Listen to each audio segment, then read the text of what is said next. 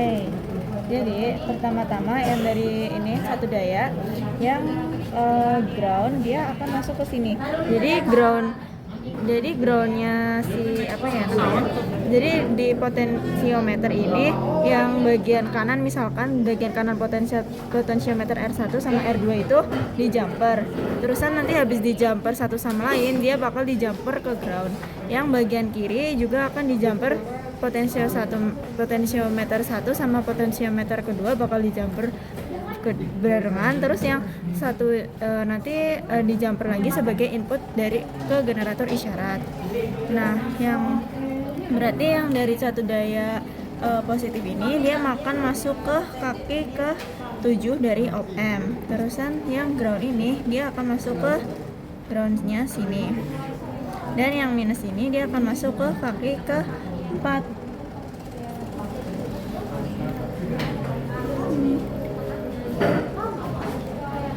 Oh, nggak cincin patah.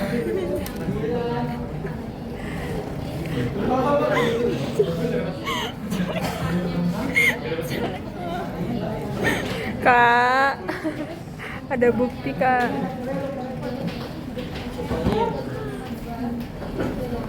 Nah, terus kita masukin generator isyarat nih, generator isyarat yang merah dia masuk ke yang bagian potensiometer kiri yang udah di jumper satu sama lain.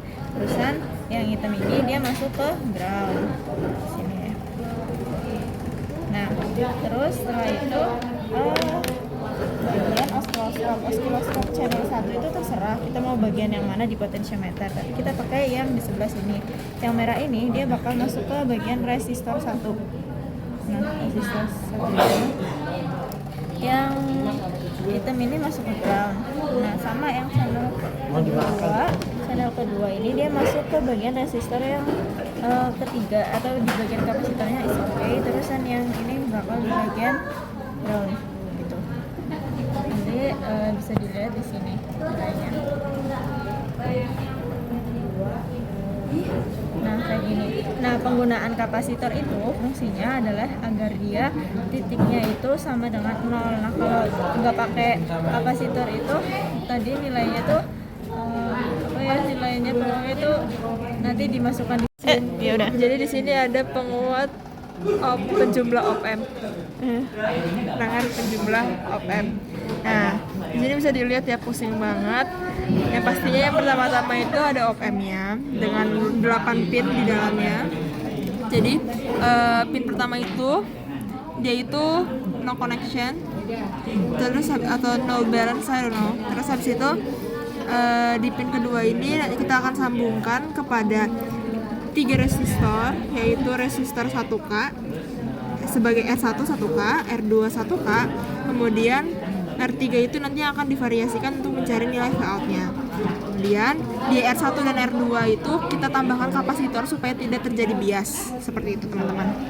Nah, di R1 dan R2 itu nanti disambungkan dengan potensiometer yang nilainya diubah-ubah sesuai dengan modul yang diminta. Jadi potensionya diatur 200 dan 300 mVpp. Terus perlu diketahui kalau misalkan di R3 itu dari pin 2 ke pin 6 itu digabung. Jadi R3 itu digabung dengan V outputnya. Nah, nanti di R3 ini akan dicari V output dari variasi resistornya. Seperti itu. Sisanya sama seperti sebelumnya. Nilai plusnya itu nilai plus itu terhubung sama 7, kan? Minusnya itu terhubung sama 4 kalau di satu daya. Terus kalau generator isyaratnya itu di generator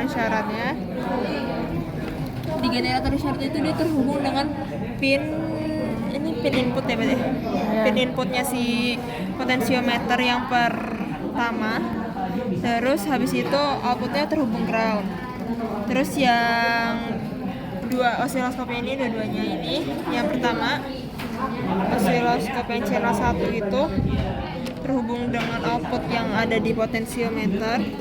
Yang satunya lagi R1, satunya lagi ada di ground. Sedangkan yang channel 2 itu terhubung sama potensiometer yang di R2 dan yang lainnya di ground seperti itu. Nanti tinggal dicari aja layoutnya dengan cara memindahkan, kita pilih nanti yang mana yang pengen dipindahin, habis itu nanti dipindahin ke kaki kanan dari resistor ke Vout seperti ini gitu.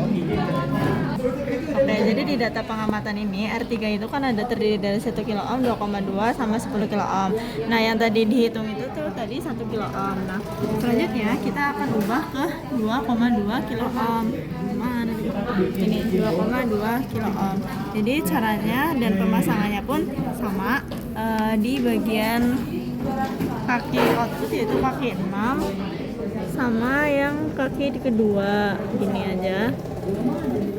Terus yang tadi yang oscilloscope channel pertama ini tinggal dipindah aja ke sini gitu. Nah, terus di sini di auto coba ya.